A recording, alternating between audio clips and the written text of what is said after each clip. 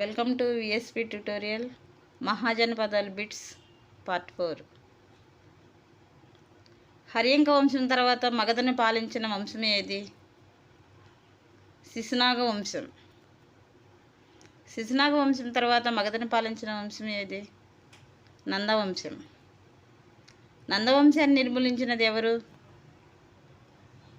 Chandragupta మౌర్యుడు. Alexander భారతదేశంలోకి ఎప్పుడు ప్రవేశించిన? క్రీస్తు పూర్వం 326లో ప్రవేశించిన. అలెగ్జాండర్ ఎక్కడ మరణించాడు? బాబిలోన్లోని క్రీస్తు పూర్వం 323లో మరణించాడు.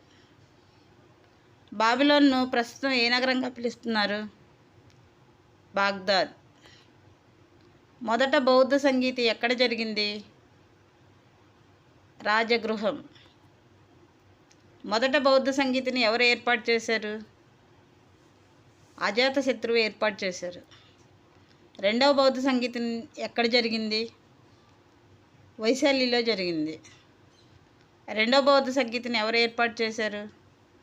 కాలాశోకుడు ఏర్పాటు చేశాడు. మూడవ బౌద్ధ సంగీతి ఎక్కడ జరిగింది?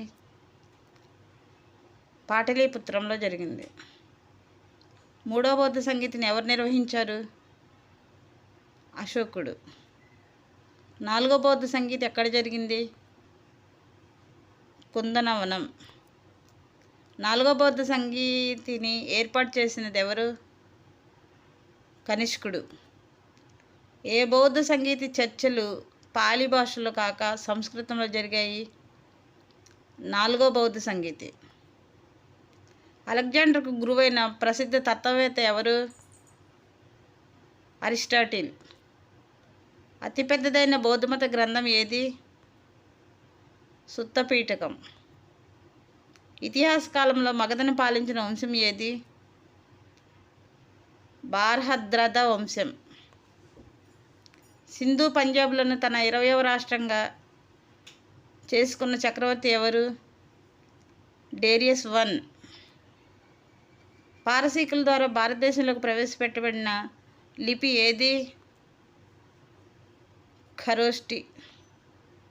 బౌద్ధ మతంలో బోధి వృక్షం దేనికి ప్రతీక? బుద్ధుని నిర్యాణం. అలెగ్జాండర్ను భారతదేశ దండయాత్ర కొరకు ఆహ్వానించినది ఎవరు? అంబి. బుద్ధుని కాలంలో అవంతి రాజ్య పాలకుడు ఎవరు? చండప్రద్యాతుడు. బౌద్ధ మతం విజ్ఞుల మతమే కానీ సామాన్య మానవాళి మతం కాదు అని ఎవరన్నారు?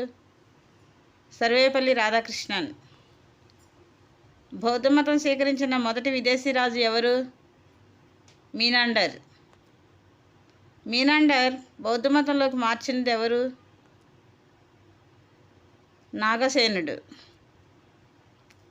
ఈ వీడియో మీకు నచ్చినట్లయితే లైక్ చేయండి, షేర్ చేయండి, సబ్స్క్రైబ్ చేయండి.